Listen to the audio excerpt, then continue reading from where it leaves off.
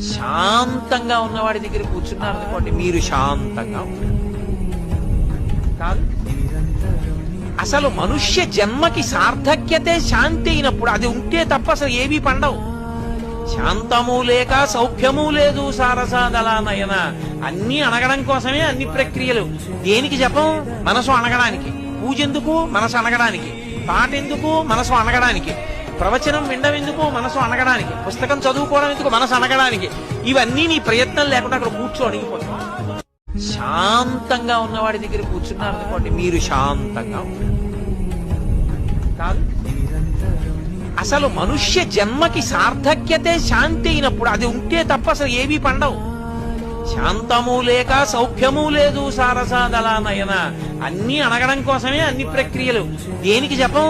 మనసు అణగడానికి. పూజ ఎందుకు? మనసు అణగడానికి. పాట ఎందుకు? మనసు అణగడానికి. ప్రవచనం వినడం ఎందుకు? మనసు అణగడానికి. పుస్తకం చదువుకోవడం ఎందుకు? మనసు అణగడానికి. ఇవన్నీ